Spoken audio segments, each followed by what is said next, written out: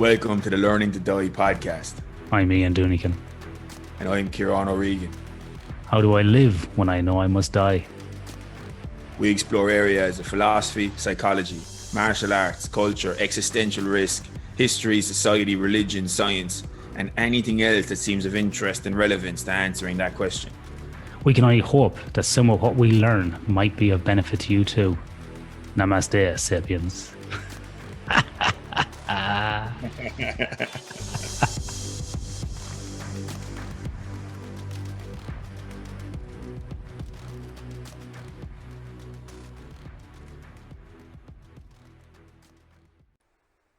To see a world in a grain of sand, and a heaven in a wild flower, hold infinity in the palm of your hand, and eternity in an hour. Auguries of Innocence by William Blake. What you are about to hear is a conversation between myself and Dr. Stephen Blackwood. I first came across Stephen in his multiple interviews and moderations with Professor Jordan B. Peterson in what I believe to have been 2018. Later, I came across his work with the brilliant Ralston College podcast due to the fascinating episodes he had with Dr. Ian McGilchrist.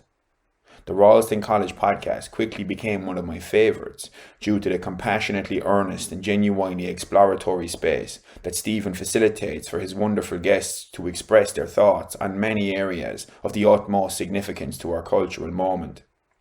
Some episodes of his podcast I can see myself going back to repeatedly include those with North Korean defector and human rights activist Yeonmi Park, polymathic mathematician Freeman Dyson, and philosopher-sculptor Sandy Stoddart. In this episode of the Learning to Die podcast, we discuss a broad range of topics including the lessons to be learned from the Roman poet Boethius, confusions around what science is and isn't, what reason and rationality can mean in their fullest sense compared to what they are often seen as in the more narrow one, what beauty is and the role it can play in the human experience, and the possible causes and remedies for the meaning crisis in which we are living through. Stephen's bio can be found in the show notes alongside links to his website, his Twitter, and Ralston College itself. As a final note, I'd like to apologise for the rambling nature to some of my questions. A few of them were more akin to a shotgun scatter than a sniper round. Usually, I only have bullet points and a few key words in front of me, which I use as triggers for questions. For this conversation though, I tried out a new style of interviewing involving pre-written long-form questions. And rather than either read the question directly or use the question as merely a trigger, I painfully tried to do both at the same time. This only served to get in the way of the natural flow of things. Thankfully, however, Stephen managed to identify my key queries and respond with some deeply rich answers. This was a seriously thought-provoking dialogue for which I am extremely grateful to have had. I really did learn a ton and look forward to a round 2 with Stephen in the future. Without further delay, please enjoy my conversation with Dr. Stephen Blackwood.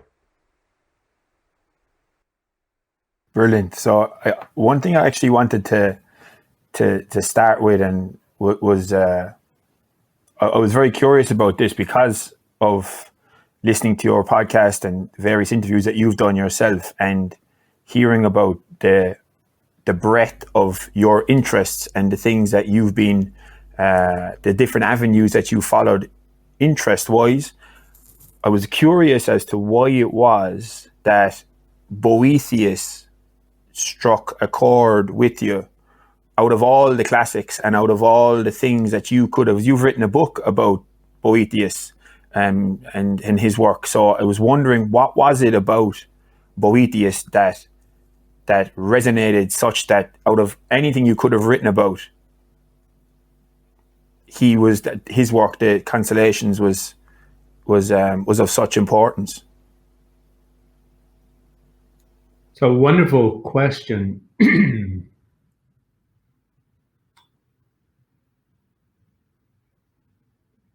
Well, there are so there are some books that are kind of worlds all into themselves, that they have a kind of complete picture of, or they're kind of a complete world. They have, in a way, something to say about nearly everything. And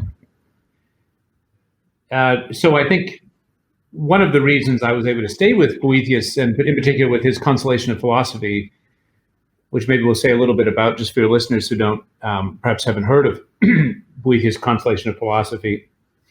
Boethius is a Roman fellow living in the late 5th century, born around 474 AD, and so he's really born just after the fall of the Roman Empire, right around the time of the fall of the Roman Empire, and he goes on to become an extremely learned. People don't often know that it's not as though when the so-called barbarians take over Rome that it all falls apart. In some respects, life continues as it did before. So he was from a wealthy family, though he was actually adopted. So very well educated, a very learned person in philosophy and science, what we would call science, that's to say, mathematics and music, and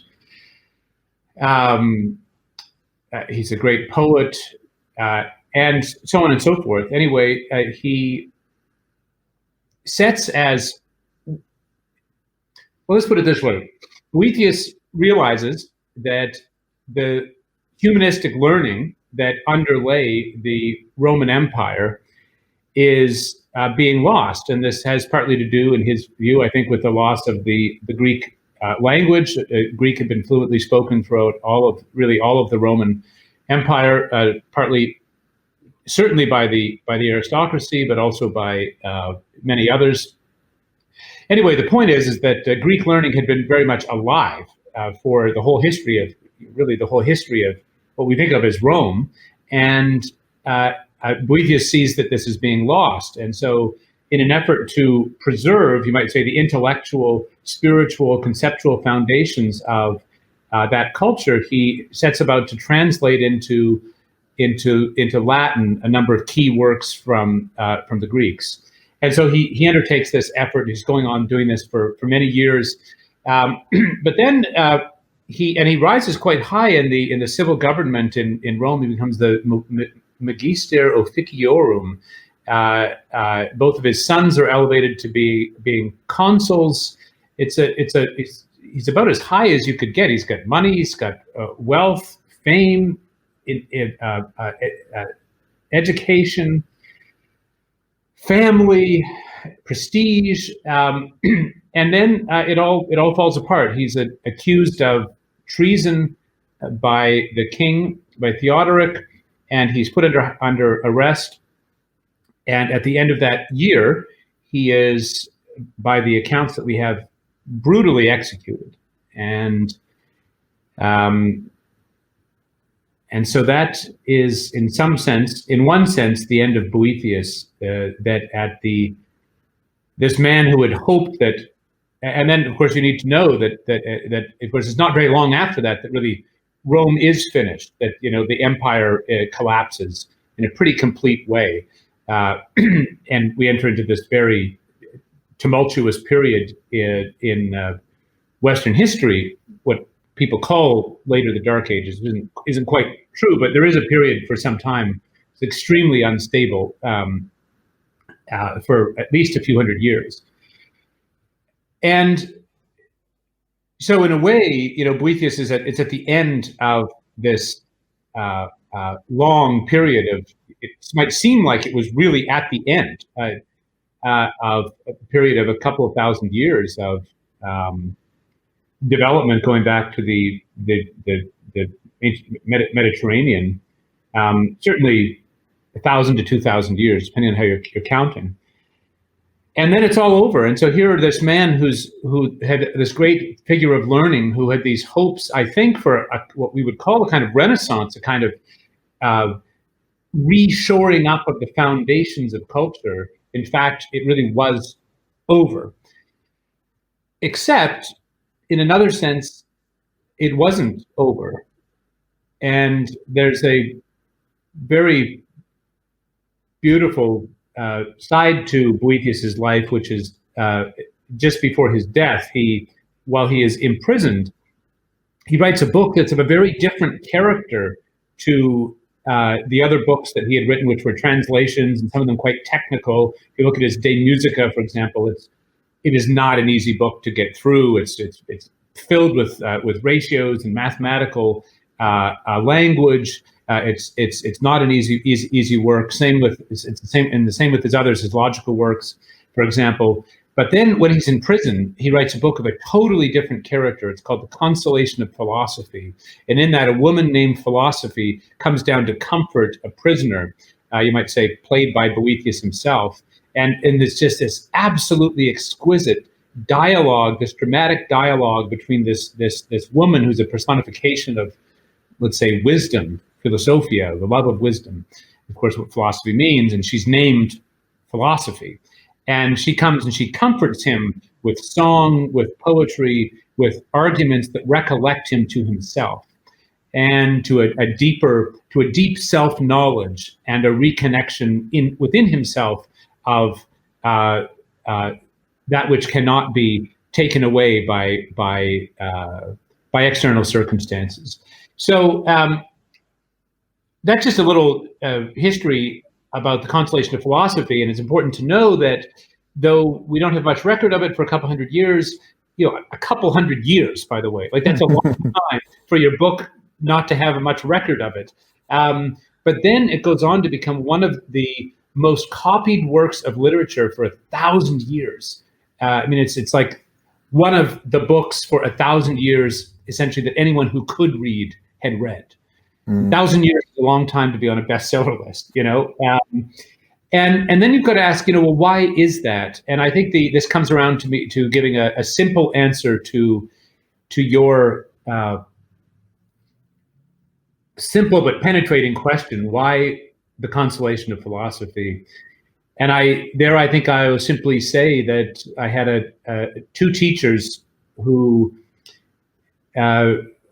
inspiration led me to want to discover what was in this book. And it's a book of amazing beauty and power to speak to really fundamental, we might even say timeless human questions about suffering and justice, about the things in life that we can't control, and the depths of ourselves. And so when you come across a book like that, that's got so much in it, you can really spend a long time sitting with it. And I did that with Boethius. And to do that with Boethius in a way means to take up the whole tradition that he himself is literate in, going back to the ancient Greeks and earlier history of Latin literature. But that's all just to say that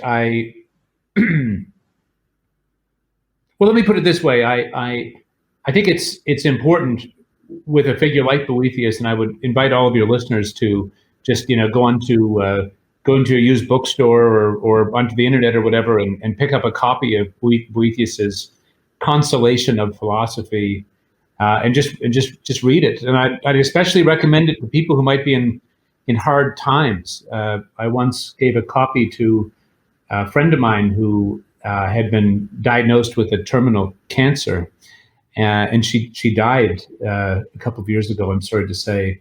She wrote to me a few weeks later saying that words had never moved her, like in the Consolation of Philosophy. And so I think it would be very wrong for me to risk giving any sense that this is a dusty work of the classics that you need to have some kind of educational background to tackle. This is a book written for anyone and everyone at all times and stages of life, but perhaps speaks with a special grace and power to those who are suffering. That's beautiful. And that's there was actually another, I suppose, how would you put it? There was a phrase, I think it might have been Carl Jung, that said something along the lines of, if modern man doesn't see God, it's because he doesn't look low enough. And that idea of like in that kind of, I suppose that might go down a different avenue, but there was a parallel in that light that I noticed with your conversation with Yeonmi Park, and I couldn't help but see the parallels between Miss Park's discoveries of what was and wasn't important in the human condition, and what was it about life that was worth continuing and preserving, and what was it about life that was worth struggling through adversity in favor of or toward, and the realizations that Boethius wrote about, where he realized that the muses of poetry weren't going to get him through that difficulty, that these other schools of philosophy that were maybe more narrow in their scope, like Lady Philosophy basically dismissed Stoicism as but a rag from her robe, for example, and because to pick one, just because Stoicism has gotten so much justifiable attention, and how useful it is as the lessons in it can be so useful as an operating system, but it's still, there's somewhat of a narrow nature to Stoicism that isn't encapsulating of the human experience, maybe in a way that was going to be able to allow Boethius to navigate that difficulty. And so I was wondering, did you, because to me, just to lay it out, that there was a parallel there, and there's actually a similar parallel that I was going to highlight with you had Ivan Ivanovich in Tolstoy, where you had these three people, like the death of Ivan Ivanovich that you had in your podcast. You did a podcast on that novella, and Yeonmi Park and Boethius, and a parallel that I can see among all three is a realization that they may have been worshipping false idols in terms of what it was about the human experience. So Ivan Ivanovich's realizations on his deathbed, and Yeonmi Park realizing what it is that's important about the human condition, and her highlighting in Manhattan that the wealthiest people in the world, and the need that they had for therapy, and she compared that to, and then contrasting her description of being in nature, in her, was it her grandmother's or her relation's house in nature, and the simplicity of that life and the experience, and the importance of love. And then Boethius realizing that all these that the narrowness of trying to encapsulate the human experience in any particular school of philosophy or particular piece of art is missing the big picture. That it's like, there's a line that I come across recently on from the Tao Te Ching, that I went and actually I heard in another podcast someone use it, and I'd never read the Tao Te Ching, so I went and I found the opening line is, "The Tao that can be trodden is not the enduring and unchanging Tao. The name that can be named is not the enduring and unchanging name." So basically, the Tao that can be named is not the real Tao, is the way that I'd heard it put. And it's trying to, I suppose, I don't even know how to even put it as a question, but I suppose does that kind of a lay of the land for that parallel, does that ring any bells with you, or does it resonate anything? Well, let me say maybe just a few things. There's a lot in what you've said, Ciaran. Let me say a few things. The first, you started out by talking about, I've forgotten the language exactly used, but that what's in the lowest. And, this is really at the heart of what philosophical thinking is about connecting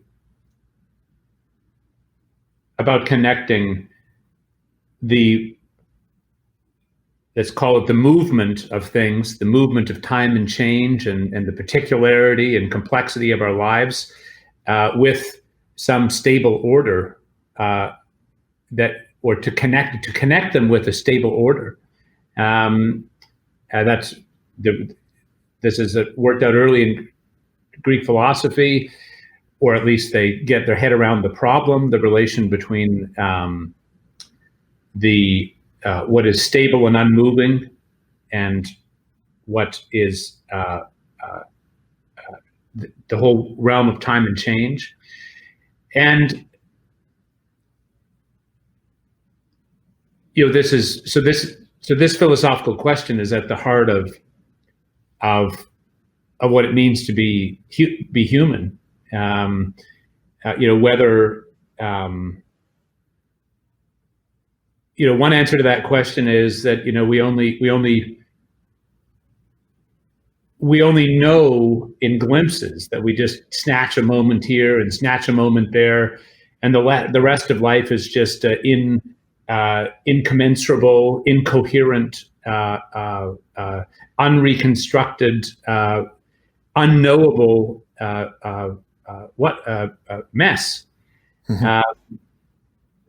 But in a way, and I think we all would say that's an unsatisfying answer, because most of our lives are lived in that realm of time and change. And so the question becomes, is that realm of, let's say,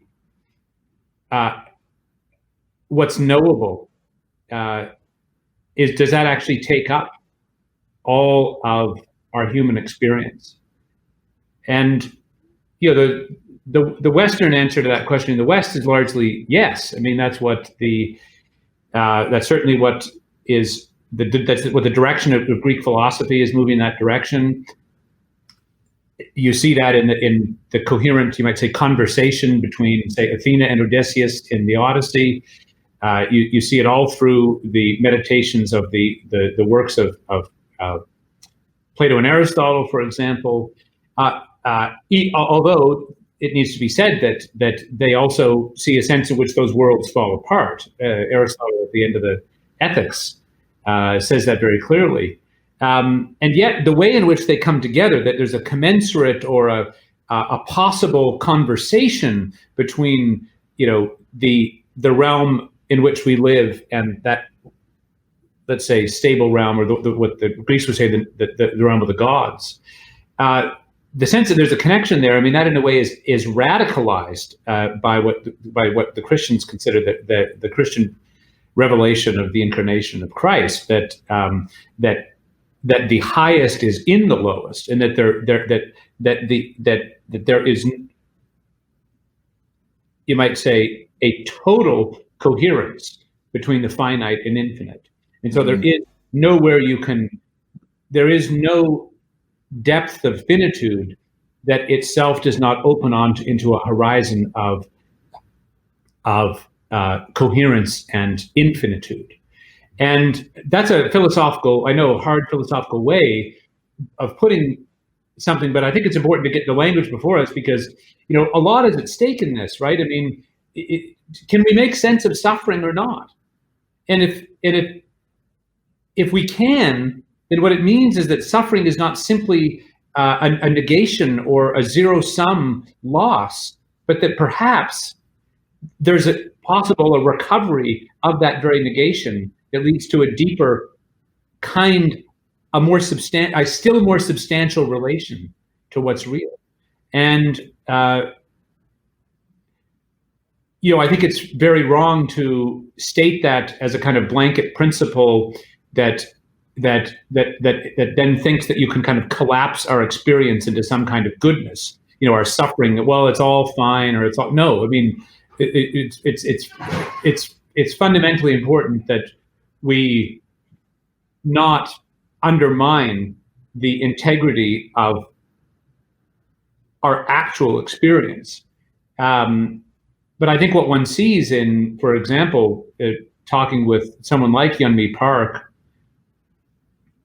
and anyone who has been able to come to grips with, come to know, and in a way, this is what knowing is, right? Knowing is a reconciliation with that which is unknown and other, and that's what our thinking is able to do with our experience. That the unknownness of a suffering the way it is brought into our knownness is precisely by comprehending, by coming to some relation that allows us to understand it.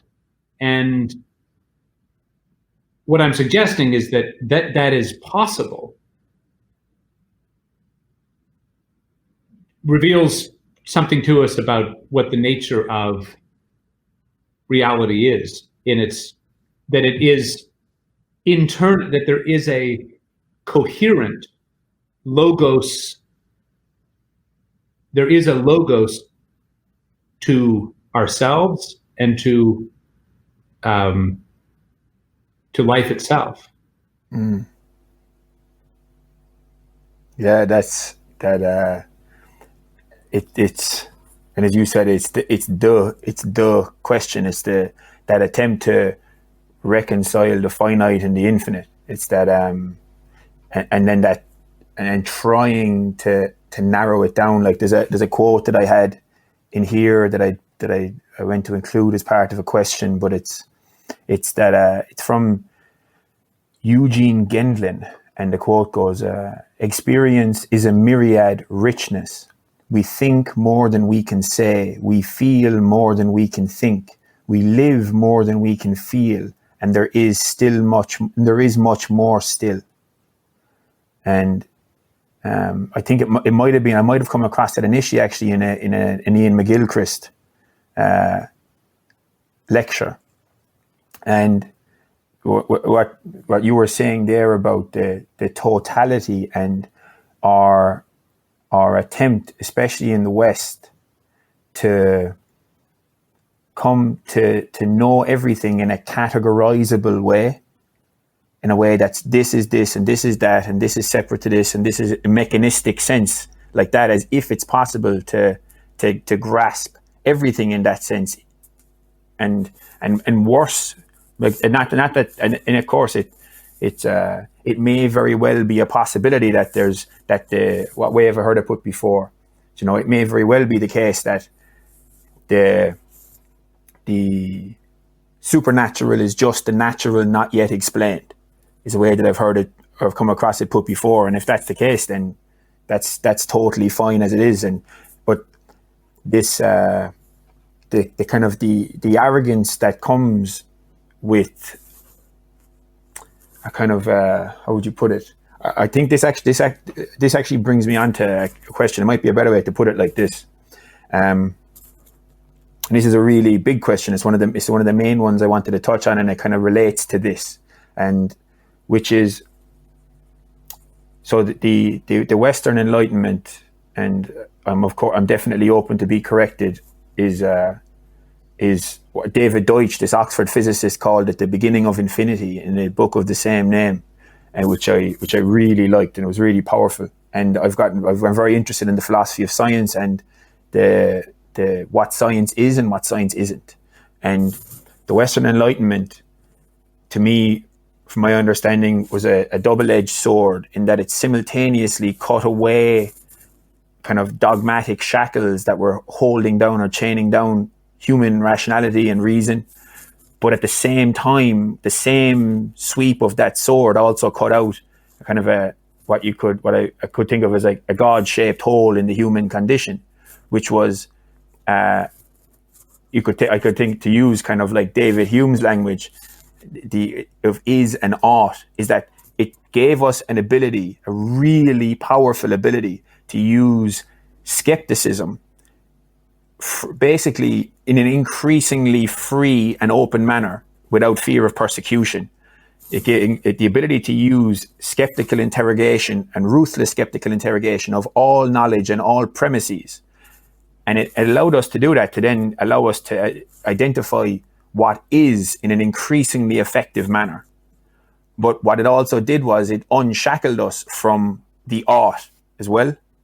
So it kind of left this kind of, again, this kind of God-shaped hole. I've heard it, a phrase I've used to describe, I've heard it used to describe the kind of meaning crisis that's created a kind of a vacuum that obviously, like the likes of Nietzsche addressed it when he had God, Zarathustra proclaimed God to be dead, and it created this situation where there's an increasingly powerful ability to understand and then to manipulate nature, which obviously led to things like nuclear weapons and our ability to put cars into space on SpaceX rockets and such, and colonize Mars maybe. But what it also did was, I can't help but think that it also created a scenario where the kind of realization that a Boethius would have come to, or similar to Yeonmi Park in the way that she's described it, in an unreligious way, that's similar to what Viktor Frankl had come to in the concentration camp, where love was this transcendent thing. The love of his wife was this transcendent thing that allowed him to navigate this suffering. It made, I suppose, it removed the true north to navigate off in terms of the ought, in terms of the way to orientate towards. Because if I think about the Enlightenment in terms of the key Enlightenment principles of kind of, let's say, David Deutsch would have described them or summarized them and boiled them down to kind of science, reason, and freedom. And while those are extremely important, obviously, those don't strike me necessarily as the kind of things that's going to allow someone to get through difficulty in life, to navigate the passing of a loved one, to function in a concentration camp, or to be like, so there's other elements, these transcendent elements of the human experience that are, I suppose I'm knitting a load of questions together here, but I suppose if I just rein it back a little bit, because I'm after going off on a somewhat of a rant, but I suppose in that Enlightenment perspective, the double-edged sword, basically, in short, it gave us the ability to manipulate nature and understand and manipulate the natural world in an increasingly effective manner. But at the same time, it created a gap into which elements of moral relativism or people are struggling to find something to grab onto as a means of justifying the suffering that's innate in existence itself, not to mind extremely difficult situations. And that's kind of evidenced probably in some of the wealthiest countries in the world and the most amount of physical, materialistic resources also having pretty much mapped along with the highest suicide rates. And that there's a lot more higher suicide rates in some of the wealthiest countries like so yeah, I'll leave it at that. I suppose what would your thoughts be on this meaning crisis that we're in at the moment? Gosh, that is a huge question, Ciaran. You're really throwing them at me here, and I think in a way that's we could take all of our time just to approach that as you have from different angles. Let me just say a few things though, just by way of getting us started on this question, because I think in a way the meaning crisis is the great question of our time. What is it? What led to it? What is the answer to it? How do we understand these things? Let's just first go through and just say a few words about the Enlightenment. I'm not an Enlightenment scholar, but I think we need to locate some of these ideals. You talk about science, reason, and freedom in a much, much longer history. The word science, just comes from scientia in Latin, or scire is the verb. It just means to know, and science is just knowledge. And I know there's an evolution of that word as it develops throughout in English throughout modernity. But I think it's quite important to say, well, what are we talking about when we say science? And someone might say, well, the scientific method, which, so far as I know, it's really just a 19th century term for something that's located back a few hundred years earlier. But even if you look at those values of the scientific method, so to speak, those have a much longer history. You can go to a figure like the 14th century French philosopher scientist Nicolas of Orem, and it was I think the Bishop of Lisieux in Normandy, educated at the University of Paris, who wrote extensively on physics and astronomy, mathematics, psychology, and indeed articulated not just imaginings, but came up with theories and proofs, some of which were not replicated or taken further for 2, 3, 4, and in some cases 500 years. Whether we're talking about cognitive psychology or optics, if I'm not mistaken, he understood what is referred to as the time-squared law for uniformly accelerated change, which is essentially one of the things that made Galileo famous some hundreds of years later. So anyway, the point is that what I'm trying to complicate is this idea that somehow, all of a sudden there's the Enlightenment and we discovered science and reason and freedom. So that's science. Let's deal with reason for a second. Reason means, it comes from the French raison, which is derived from Latin ratio, which really just means, it's kind of like, the explanation, or what you can say, the reason of things. That is the word we use for which we might. There's all kinds of words in these languages, but you might say it's the logos of things, going back to the Greeks. And so the Greeks had a extraordinarily richly developed sense of rationality. I mean, these are Greek words actually. Let's take the Greek word dianoia. It means thinking through. It's like discursive rationality. It's thinking through something. There's some forms of thinking where you kind of get it in an instant. That's not what reason is. Reason is the thinking through, putting the parts together, dividing them up. Thinking about opposites. Proceeding in this way. So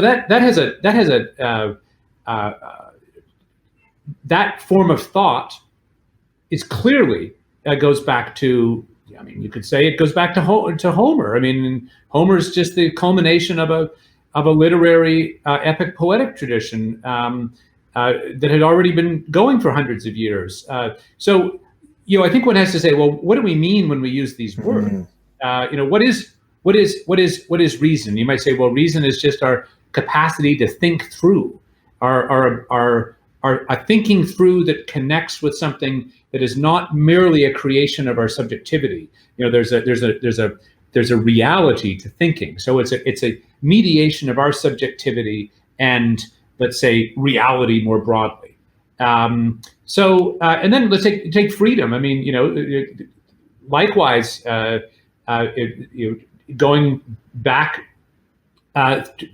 through the Middle Ages, the Romans, back to the Greeks, there's a whole long history of what we might call freedom. And of course, we can talk about freedom in many different contexts. I think it's Socrates, though, who associates, who's in the 5th century BC, if I'm not mistaken, says very clearly that what it means to be Greek has come to mean thinking reasonably, thinking with reason. I think he says dianoia actually, and so it's not an ethnic trait. It's a human trait, and anyone in that sense can be Greek.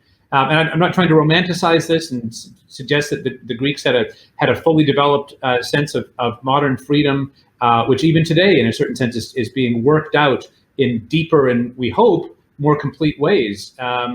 But what I'm trying to say is that these Enlightenment values, so to speak, they have a long background history in which they're developing, and so Enlightenment is not either the culmination, it's not the last word, and it's not the first word on those very, let's say, concepts or realities. That isn't to say that there isn't a particular spirit in the Enlightenment, which you might perhaps is well encapsulated with Immanuel Kant's use of the phrase sapere aude, which means have courage to use your reason or dare to think. It's actually a direct quotation, by the way. This is sort of making the point in another way from the Roman poet Horace. So, and Kant knows this, right? So, Kant is using language of a poet, whatever, 1700 years earlier, in order to give what then is later called the sort of the Enlightenment principle. This, I think, actually Kant says this in his essay, if I'm not mistaken, what is enlightenment? I may have that wrong, Ciaran, but in any event, the point I'm making is that yes, there is a sense in which in the Enlightenment, and I'm not a scholar of this period, there's a particular prioritization and a confidence in human rationality, which is, of course, an important insight. It also needs to be said, though, that, and I think this is where you're trying to get at with your, I think, quite powerful metaphor of the double-edged sword, that there is also in modernity a kind of reduction of what reason is. It comes to be associated in a kind of a simplistic and exclusive way with what we call science in English. By the way, the French and the Germans and others, they don't have this similarly reduced sense of the word science. But in English now, science doesn't mean knowledge, as you know. It really has come to mean very narrowly what we think we know from empirical science. And insofar as there's a kind of widespread prejudice that the totality of what we can know is what we can know through empirical science, well, then we're in a very serious problem, because most of the things that are constitutive of human life, like the things that we actually make a difference to our, you talk about meaning, to our lives day to day, your truth, beauty, forgiveness, the various ways in which we take meaning in our lives. If we limit what we can know just to what we know through empirical science, most of what matters to human experience is therefore unknowable. It's outside of the realm of rationality. Now, that's a kind of Enlightenment, well, let's say a kind of reductivist, atheistic prejudice, but it's also wrong. I mean, reason in its fuller sense is just our thinking through reality. And we can think these other things through too. And so, whilst on the one hand, I want to recover and affirm that sapere aude of Kant, this dare to think, I want us to say, let's really dare to think and to think about it all, not just this narrow realm of, and if you actually think about the irony, by way of this whole reduction of knowledge to science, is that empirical science is always, in some sense, provisional. I mean, the whole history of science is about overturning the things we thought we used to know. And the notion that we can only know those things which actually are ultimately only provisionally known, I mean, this is a however widespread, it's a mistake. I mean, let's just take, for example, even mathematics. Let's take 2 + 2 = 4. That's not something we know principally through empirical analysis. It's a principle, a mathematical truth, you might say, that we can know in empirical contexts, but our knowing of that doesn't depend on whether you have the 2 or the 4 apples, on the table, 2 and 2. Well, of course, the principle there applies. That's one of the whole points, is that things we can know immaterially actually give us purchase on the physical world. That's the whole insight of modern science. But modern science is not able to account for the truths that it itself depends upon. For that, you have to resort to a broader form of rationality. And that's a long, I hope you'll forgive me for going into a long backdrop, but what I'm suggesting, to come very quickly to what we talked about, the meaning crisis, we can unfold this in various ways as we go back and forth here, Ciaran. But fundamentally, the meaning crisis is the result of a widespread cultural assumption that there is no truth to be known. There is no reality out there that we have access to. So this, I think, comes not so much from the Enlightenment, although you might trace this idea back in various ways to the Enlightenment in some form.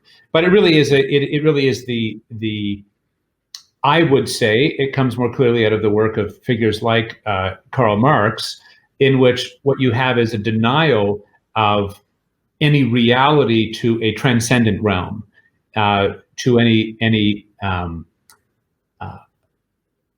a realm of, let's say, truth or beauty. These are just constructs. They're things that are just they're just inventions of, well, this later comes to be described as, and I think this is the dominant view right now, inventions of a will to power. And so this, of course, produces a fundamentally cynical standpoint, because everything out there is really just, one will to power competing against another. There is no deeper underlying or transcendent reality in which these things can be discursively, coherently located. It's just power all the way down. And so that, I don't think takes a lot of imagination to see that is a standpoint which now is not only very widespread, but that is a standpoint that leads to despair, leads to a sense that there is no coherent answer or truth to me or to anything. And I mean, I don't actually think it's that difficult to show that this is not true, but what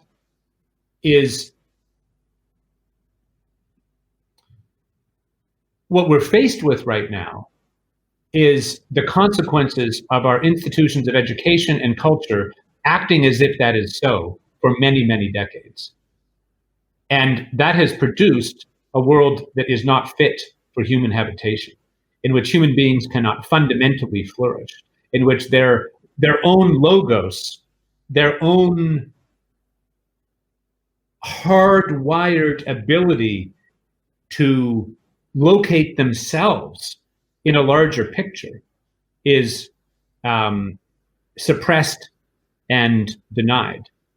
And so the meaning crisis, I think, is not only a real thing, not only really a crisis, but it's one in which I think we can, and of course there are material and technological aspects to all of this. I mean, the internet and the vast dislocation of peoples in the last 100 years. There are many other things that need to be said that are real factors in this. I don't mean to be reductive. What I'm trying to suggest, and by linking this to what I've said about the Enlightenment, is that there is no answer to the meaning crisis that doesn't involve recovering a more adequate ways of thinking about what the human being is and how the human being navigates a relation to reality, more broadly speaking. Yeah, nice. That response was full of markers to point in different directions that I'm mad to go down. There's one thing before I jump down any of those rabbit holes. I think a useful kind of parallel to the misuse of science in my own domain professionally is in the coaching domain, in sports coaching that I work in, and in sports sciences, but particularly in the coaching performance domain, a phrase that's often used was borrowed from medicine, which is evidence-based practice. And that phrase is often used by people, I think, who don't really grasp the big picture of it. So the way that evidence-based practice is best described, in my opinion, is as a three-legged stool, where on the three legs of the stool is where the practitioner sits, and each leg represents a different strand of, you could call it knowledge or information, depending on the semantic of the definition. But basically, out of those three legs, one of them is the currently extant scientific literature on a particular area or a particular domain, which in medicine obviously would be in relation to a particular disease or pharmacology. In my domain, it would be whatever it is we're talking about, muscle mass or speed development or energy systems or whatever. That's one leg. And then the other leg would be the expertise of the practitioner, whether in my case it would be the coach, or in the doctor's case it's their own expertise, or expertise of practitioners whom they have access to for advice and for interaction, to learn from. And then the third leg of the stool would be the individual client circumstances or patient circumstances in a medical case. And that an evidence-based approach is to take all three strands of this evidence into view, and then use that to formulate an opinion. Whereas that's how I think evidence-based practice as a coach or in a medical sense is best described. But how the phrase is often used is in a very reductionist sense, purely by people who kind of purport to say that evidence-based practice is to guide your practice using the currently extant empirical evidence. And if it's not in the literature, then you shouldn't be doing it with your patient or your client. And that's actually a kind of a way and that to me is, as you mentioned, is absurd, because the whole point of science is that any knowledge we currently have is just transient truth until future evidence emerges to the contrary. That it's this body of knowledge that is constantly standing on the shoulders of giants, where the whole point is to view, is like Karl Popper would say, like or Nassim Taleb, it's like via negativa growth of understanding. Like Karl Popper would say, we generate conjecture and then we attempt to falsify the conjecture to find out where we're wrong, so then we can get closer to, in a scientific sense, an inherently kind of unreachable understanding, because we'll never know if there's something we don't know about the next thing. You know, that that concept, that's what, as a linguistic, I've actually written about this in a number of articles. And like, it's funny you mentioned language, because I think this is a major issue with science, is that in English, the word science is used across four different related but separate areas that are related but separate things that can get conflated and lead to the kind of misunderstanding that I'd mentioned there around people conflating the extant evidence. Or an example would be, so the four things would be, in a purist sense, almost in like a Platonic form sense, the study of nature, as if the study of nature could be done in an ideal sense without human fallibility or flaw. It's just nature is there, and the study of it in a totally like perfect Platonic form sense, there's science as the study of nature. But the reason I say that is because the human study of nature has our inherent limitations built into it. So the sensory information we have access to, as well as the fact that there's nothing that we know of from a scientific, from a rational sense, built into the laws of physics that says we have the capability of understanding anything about the universe that there is. And then the other thing that science was used to describe is, as you had mentioned, the method of investigation, which is essentially, in a Popperian sense, generate a conjecture, which is just a form of creativity, and then try and find out where it's wrong by using attempted falsification. And then we just iterate that process orientated towards an inherently unreachable objective understanding of reality. And then the fourth thing that the word science, so in the first sense, you could just say science as a description of the study of nature. The second sense would be science as the human endeavor of trying to do so, whether it be academic or whether it be in an industry, pharmaceutical industry or whatever. It's just someone has the word scientist on their tax form. They might say they work in science. The third way would be science as a method of investigation based around the orientation towards an inherently unreachable objective understanding of reality using an iterative approach of attempting to falsify creative conjectures about reality. And then the fourth sense that the word science is used is in describing the body of knowledge generated by the method of investigation used by the people to study nature. So then the word science, because then that could say the science on X shows.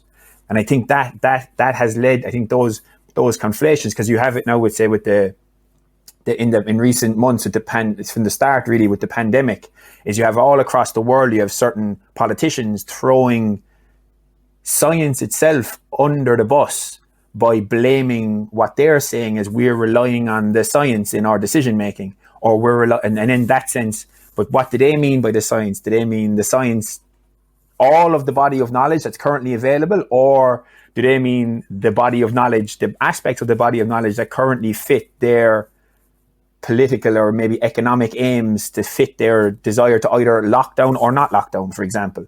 So that's not. So that's an interesting one, because, and also with regards to the knowing, it might have been Ian McGilchrist actually that in an interview that I'd seen with him, I have very poor German. I only did it in secondary school, but when he mentioned it just struck such a powerful chord. Whereas in English, we have this word, we just have to know something. But in German, there's a difference between wissen and können, where wissen is kind of the objective understanding of something. Like there's a wissen of a particular, let's say, of a particular place. Like I know, I've read about New York, or let's say I pick a place I haven't been. I've read about Paris, but I've never been there. So because I've never been there, I can't have a können about it. A kind of a felt, almost a kind of a felt embodied knowledge of the place, because I don't have any personal knowledge of it. I've only have a wissen of it rather than a können. I thought that was a really useful way of kind of looking at the problem with language when we're even trying to talk about some of this stuff. And that's why, especially around these sensations of meaningfulness in a situation, where the moment itself or the phenomenological state is full of meaning. Like you'd used the phrase earlier on, I'm pretty sure that we were recording at the time, was these glimpses that we get. And then the rest is disordered, but there are these glimpses of experience that we get that are, they're the experiences during which questions around what is it all about are they're not even on the same planet. It's like they're the experience that are so full of meaning that the question of what is the meaning of it all is they don't even come into frame of mind. They're not even in state. They're not even waiting to come on stage. And it's those experiences that science itself can't grasp, because from an objective sense, there needs to, when it comes to, that's why someone like David Chalmers would call consciousness the hard problem, because no one can ever know. We can't know, let's say, to use the word, what's going on inside each other's minds. So we don't even know if in a very kind of, we don't even know. I for example can't know for sure with 100% certainty that I'm not a brain in a vat like Neo in the Matrix, for example. You know, that's not 100% that. So I can't even know if anyone else around me is even having a conscious experience. Not to mind, is it study? Am I able to study it? So in that sense, there's that limitation from a scientific sense to trying to grapple with reality purely from that objective. That especially if it's misused and it's seen as, if it doesn't exist in the literature, then it doesn't exist in reality, and that absurd conflation of the map for the territory. But especially when it comes down to trying to navigate the art of human experience. So like science allows us to have this access, this wonderful process of allowing us to get an ever greater understanding of the is of whatever component of reality is that the method is pointed at. But that's only ever a sliver of whatever particular component mechanistically we're choosing to look at. But how is it? But the way of maybe putting the big picture is, how can we study the label from inside in the jar? You know, that if we're in reality, how can we objectively try and grasp reality from inside in it? So we're in a jar trying to read the label on the outside, but we can never be outside. And from it, so this is this limitation of science, where that's kind of my the way that I've come to think about the meaning crisis. And when I kind of use the phrase enlightenment, it's more to describe the period, let's say, in a very kind of a narrow sense. There was a book called Heretic by Ayaan Hirsi Ali of she's in the Hoover Institute now. I'm not sure how familiar with her, but she kind of described the Enlightenment as what she used it to describe was kind of this period beginning around the Protestant Reformation, where there was that space created between society and the Catholic Church, where there was this beginnings of this rumble that facilitated the mass adoption of separation of church and state across the Western world, that then potentially facilitated the ability to increasingly utilize skeptical interrogation of all knowledge, regardless of what form where it was coming from, and all beliefs and all that faith. That's what I kind of use it, and that I may very well be using the term to describe something that is there's probably, as you'd mentioned, it's not that there was just like a day one and on 1700, let's say, or whatever, pick your date, that this is when the Enlightenment started. It was obviously this growing process that has these roots that are traced back, because just like any scientist is always just growing, standing on the shoulders of giants of previous scientists in terms of the knowledge, it's the same with any of these thinkers, these Enlightenment thinkers like David Hume or Isaac Newton, or any of these scientists or philosophers, or Voltaire, that want it. So I suppose I'm after on a bit of a tangent, but before I go on, would you have any thoughts, anything I've said there? Just let me say that I guess I really do want to more profoundly complicate this whole conception of the Enlightenment. Yeah. I mean,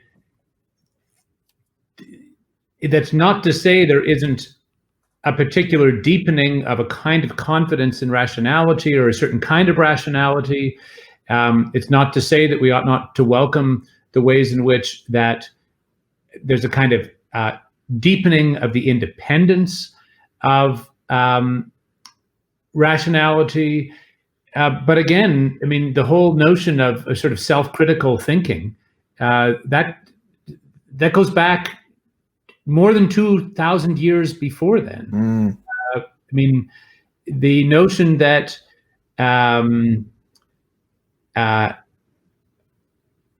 that rationality has a kind of independence goes back a long time. I mean, that's in a way that's in Thomas Aquinas. That's in that's in Boethius in certain profound way. It's in Augustine. I mean, these are. I guess I'm. I think it's time that we stop pretending the Enlightenment is something it isn't, because one of the problems that creates is it makes it much more difficult for us to understand our actual history and the resources that the development of these very profound and important truths throughout a long history, and it also prevents us from seeing the problems of the what we call the Enlightenment, the kind of thinking that then emerges out of that. What you're calling the double-edged sword, the sense that a kind of mechanistic rationality is not adequate. I mean, the Greeks knew that, for goodness sakes. I mean, that's what Oedipus Rex in a way is about. mean, it's perhaps not quite fair to Oedipus to say that's just a mechanistic rationality, but the sense that there's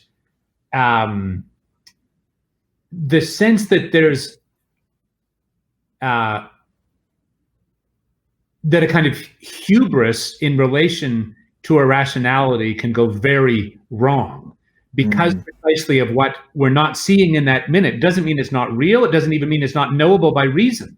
It just means that reason itself has to remember that it has, at any given time, that's what, when I was saying about dianoia in the Greeks, it's a moving through time, right, in which you're not holding the whole together. It's always a movement, between this part and that part and that part, and you're gathering, you're separating, you're dividing, you're distinguishing. That's the work of reason, right? But it also has to be said that that moment may not be fully self-conscious, and almost never is. And for God's sakes, who ever thinks that they have a complete grasp in any given moment of their life on the total truth of everything, right? It doesn't mean that everything doesn't have a rational principle or a logos. It just means that your vision of it, your ability to see that, is partial. And so one of the key teachings of the history of philosophy, indeed the whole history of culture, of politics, leads one to say to the necessity of an epistemic humility. And that epistemic humility is precisely to locate your rational knowing, to check it against what you don't yet or at that moment see. And that relation between the movement of that discursive movement and the whole is one, I think it's safe to say that mechanistic rationality doesn't even have the language to understand, let alone think through. And that is to say, I think it's irrational. It's an irrational rationality. And it's time that we regained a rational rationality. That's a brilliant way of putting it. Yeah, it's funny because this is actually a question. You specifically use the phrase epistemic humility, and that's something that I from my bias would be that is the foundation stone that's needed. That's in dire need for there to be more of, is epistemic humility, and because for loads of reasons, but a key thing is the ability to be open to the mystery of it all, that willing, and that's grounded in this epistemic humility, and there's actually a phrase that I use to describe. So as a single individual human being who's only alive for X period of time, and I only have access to Y information from which to generate knowledge, there's a fundamental asymmetrical relationship between me as a single person and all, let's say, information or knowledge that has ever existed or could ever exist in whatever this universe is, or whatever it is that's outside of the universe, or anything that has ever or could ever exist. And that relationship between me and all possible knowledge, I describe that relationship as the axiom of the infinite unknown, because it's it's the bedrock of which is to realize. It's what I kind of use to describe why it is epistemic humility is kind of the only show in town, because I can never be certain about anything other than the need to remain uncertain, because and hence I need to be open to the mystery of it all, which is essentially epistemic humility, this realization that the unknowledge far surpasses any knowledge that I could currently have or ever have access to. And that openness to the mystery, I think it was William James who said, we can never close our accounts with reality. And I think there's one I have written down here from Václav Havel that was actually in the epistemic humility question, which was he said, Václav Havel was he said, "Follow the man who seeks truth, run from the man who has found it."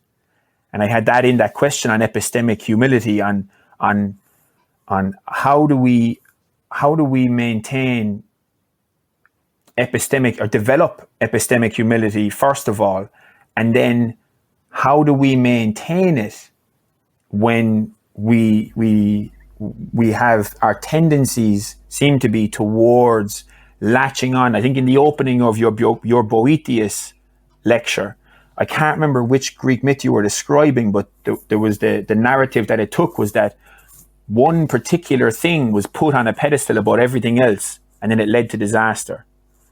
And that reminded me of the downstream effect of, for example, the way things are in the West, is that, let's say, reason and rationality, that way of knowing has been put on this pedestal above all else.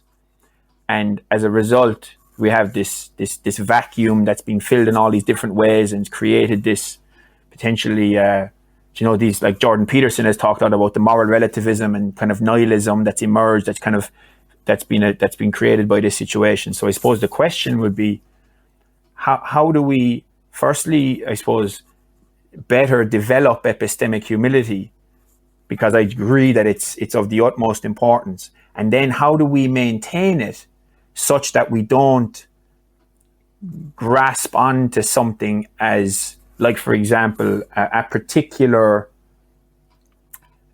experience that's had as if this is the thing that I need to go for now, is this thing, and then hence we'll follow through on that Greek myth that you described and pick one thing. Or, like, an example would be, I know of some people personally who've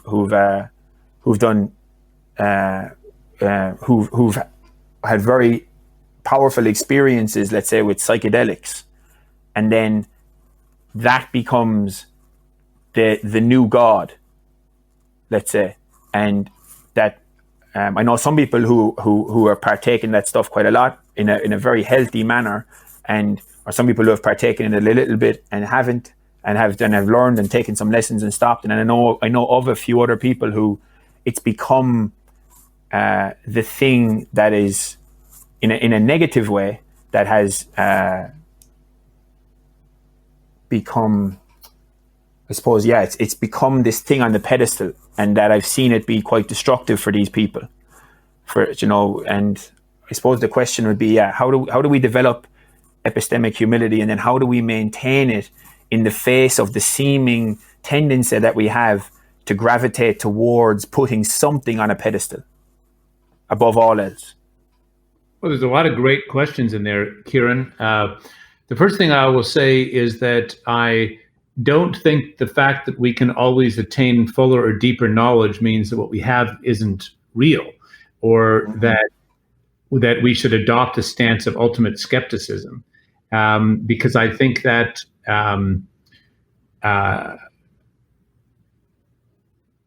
that is disproved by the very fact that our knowledge does have purchase on the real, and that it works. And so I don't think that this leads to a standpoint of ultimate rigid or complete skepticism. Next, again, I think when we're talking about reason, we just cannot permit that reason be allowed to be defined by the Enlightenment or the romantics who were reacting against the Enlightenment, as if reason is just the mechanistic empiricist, just very powerful, by the way. We shouldn't denigrate that for a second. It's like what keeps the lights on, and all of that. So it's an extremely powerful form of essentially I think it's a practical application of perhaps not only but largely mathematical forms of knowing, which are, by the way, themselves not applied. I mean, they can be applied, but they don't always start off as applied. They start off as things we know at the level of intellect, immaterially, and then we can apply them in an instrumental way to nature, to in time and space. So we shouldn't speak badly of that kind of instrumental rationality. It's extremely important. What I'm suggesting is simply that we can't let that be the totality of what we think reason is. I mean, reason is simply the thinking through of things. And so when we talk about epistemic humility, this is ultimately at the heart of our whole human experience. It's partly what protects us from our own hubris. It's partly what protects us from our own unknowing, is to take a stance of humility with respect to, well, really everything. Because not to do so, there's a kind of cynicism in not doing so. I mean, there's a kind of, how depressing would it be if all we knew right now was all there ever was to know about ourselves, about love, about nature, about political community, about economics, about beauty. And so I suppose what I want to say is this, is that to take a stance of humility is not for a second to denigrate what we do know. In fact, it is an affirmation of what we know. It's an affirmation of the principles of what we know, to continue to open ourselves up to that which we don't yet know or might yet know more fully. And, I think there are a lot of different ways in which that can happen. And I frankly think that it's hard. It's in a way, this is what the Christians think original sin is our inclination against epistemic humility. Quite deep-seated, I think. Certainly it's in me, it's deep-seated. I imagine it's deep-seated in most people. And by that, what I mean, Ciaran, is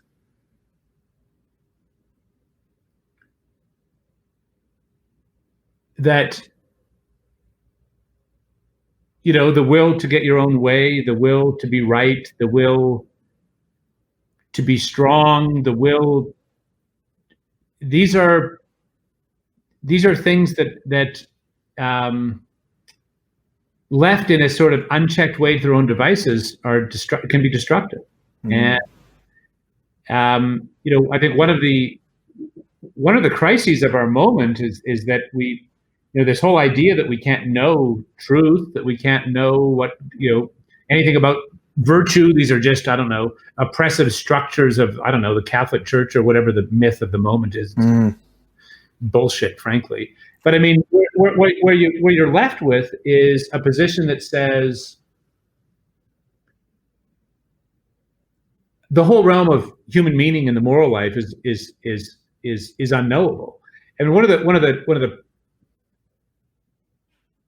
the problems with a standpoint of total skepticism about truth is that it actually opens the doorway for completely unchecked will to power, right? I mean, the whole, certainly the broadly speaking, the Western tradition, the moral tradition, is one that has a very strong insistence on humility as the basis for the moral life. I mean, if you look at, for example, Dante's Divine Comedy, which is perhaps the greatest poem ever written, but certainly it's up there as one of the greatest works of literature of all time, and which is a synthesis of, in a way, the totality of what certainly Dante could get his hands on in terms of knowing, of nature, of astronomy, of theology, of poetry and language, of ethics. But one of the ways he integrates this is through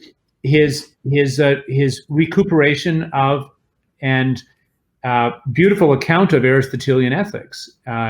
And there's this, and in which one of the insights is that your actions are formative of your character. So, you're a sportsman. You'll be well aware of how it takes repetition to form character, but also ability. So Aristotle says, you get strong by lifting heavy things, essentially, and you become temperate by being temperate. And it's the same is true on the downside. If you constantly give in to your temper, well, then you become an intemperate, angry person who's controlled by your emotions. And the medievals and the ancients they would not permit you to say, "Oh, no, that's not who I really am." They would say, "Well, I mean, your habit is in fact what you have become." And I was going to say you can't change possibly your habit, but it is hard sometimes. And so this is what I'm trying to say here. It comes out beautifully in Dante's in the middle of the three canticles. There's hell, purgatory, and paradise, right? It's all allegorical. It's not that he actually thought this was hell or thought that was heaven. They're allegories of human life now, right here today. Of course, Dante's writing 700 years ago, but you get the idea. And so in the middle of these three canticles about purgatory. And what this really is about the formation of this, the human person, the personality, you could say the soul, according to a vision of what is a knowable good. And there's 7 cornices in purgatory where you make this ascent to go around, ascending up the mountain. And each of them is devoted to the acquisition of a particular virtue. And that virtue is acquired by doing the thing over and over and over and over and over again. And, this shouldn't come as any surprise to any of us, because we're all aware that, it's actually quite hard to break habits, and sometimes bad habits can perhaps easier to form than good ones. That's a hard question. I had some bad habits with regard to not getting distracted by my computer or taking up on my email rather than doing other work I should do. We could get into these things another time, maybe. I'm a big fan of Cal Newport and his work is his books on this. Deep Work and Digital Minimalism, I think, are just wonderful, wonderful books. They've been a great help to me. But the point I want to make is this: is that the habits are set by what you do, and so you want to set the habits according to, broadly speaking, doing things that are good for you, good for your loved ones, that are good. And the notion that you can't know what those are, that you can't have any science of morality, any knowledge of goodness. I mean, that's pure irrational nihilism, because we can know things about what is good. We can know them as certainly as we can know that 2 + 2 = 4. Now, they take a different format because they're inherently dialectical. It's not like this is always the right thing or that is always the right thing. But it doesn't mean there isn't knowledge of. That doesn't mean that you can't come to a sense of the dianoia, or the underlying truth of what a situation is, and that has to do with the complexity of life. That's why you can't just import a map onto what human beings should do. That's inadequate to our freedom and to the complexity of life as it unfolds. But that doesn't mean that there isn't truth or knowable moral goods in the midst of our lives. So all that is to say, come back to Dante. There's this wonderful account of how you acquire this virtue and then that virtue and that virtue, and they're all through repetition. But the first one is humility. And you can't move to any of the others. And so there's a beautiful sense with the moral life that as soon as you lose humility, in a way, you risk losing it all. And I think that's certainly true of rational knowing, that if we approach this conversation as if we have nothing to learn from each other, then it's pretty sure we're not going to learn anything. And so then the question becomes, well, what is a stance of humility? And I think this is such a beautiful and powerful question you've asked, because it takes very different forms. There are many different ways in which this is necessary. It's necessary with our actual, like, discursive knowing. We're in a conversation. You have to stop and listen and see if you can understand what the person's saying, and see if you can understand whether and how and what way it's true.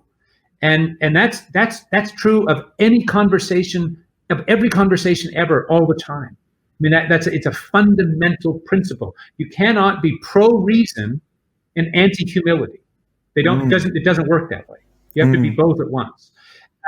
But it's true of our relationships. I mean, how often do we find ourselves distracted or selfish or insisting on our own understandings without waiting to see whether there's more than we thought. And I think this is true in a deep way about our whole stance in relation to reality. I mean, like, it's so easy to be preoccupied. I mean, in a larger spiritual sense, like not just that I must be always right all the time, but I mean, it's easy to look down at the ground rather than up at the sky, or it's easy not to appreciate the beauty and truth of human beings around us, or of nature, or of